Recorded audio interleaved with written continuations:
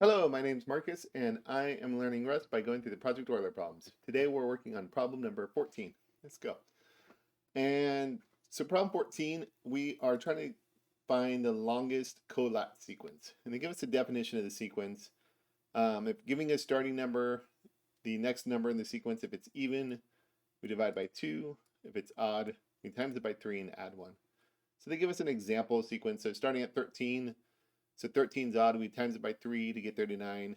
Add 1, we get 40. So then 40, we get 20, 10, and then so on.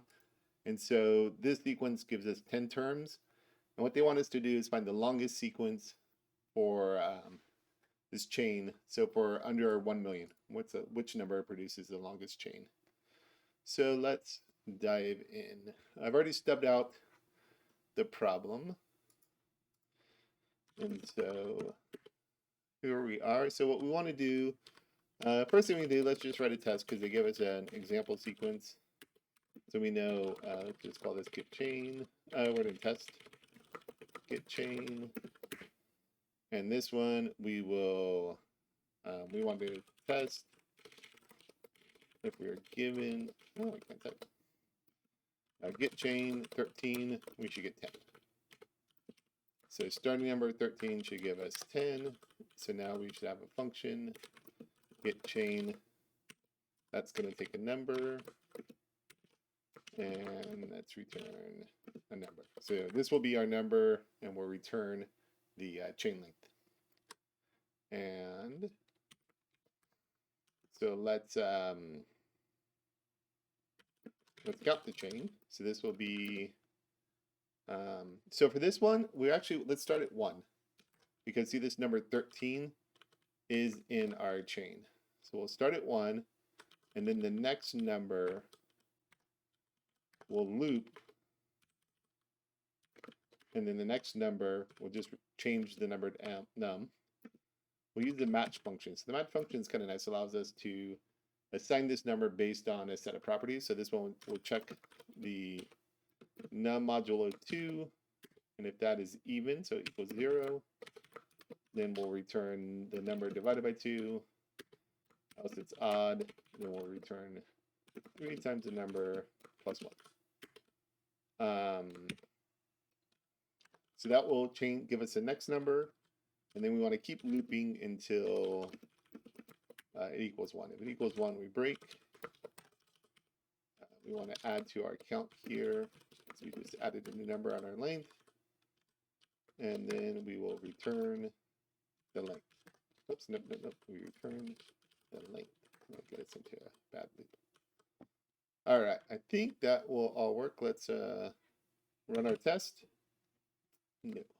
Oh, it's immutable. So we want to make this a mutable number. So this is immutable. Make that mutable. And then run the test. All right, the chain is working. So pretty good. I think we probably can do an optimization in here. We can skip it now. Let's see how fast it is without doing the optimization. So each number, these are going to get duplicated as we count up all the numbers. All these numbers will get duplicated. And so the next number will hit 40 again. And 40 is always, once you get to that number 40, you're always going to have this, the rest of the chain. So, right, there'll be 9 items. Every time you get to 40, you don't have to calculate the rest. So we probably can optimize this whole thing a lot. But let's see if it's slow first, and then we can optimize later. So we're looking for the starting number. That will be 0. And then we are looking for a maximum. We'll just call that max. So let's just loop through all of our numbers. Let's start at 1. Let's start at 2. And let's just see how quickly we can do 10,000. We'll get chain for the number. Let chain equal that. Now, if that chain is greater than our max, then we want to set our number to I. We have our new max set to the chain length. And I think that should do it, right? This will get our chain. And so print line starting that gives that chain size. So starting at that number will give us that number chain size. All right. So this ended up being 13. That would be 10. Let's run it.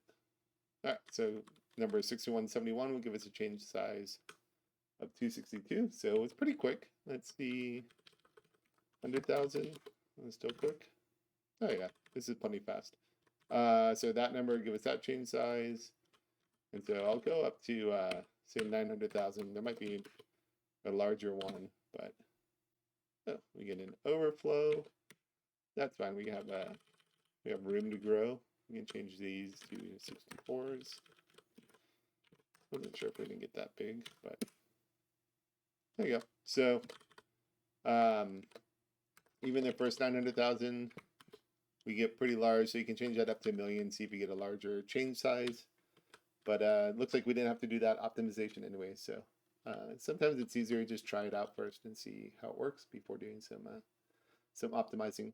So pretty nice one. Uses our match to set the case and then build our chain length. So that was Euler 14. I hope you enjoyed it. Thanks. Cheers.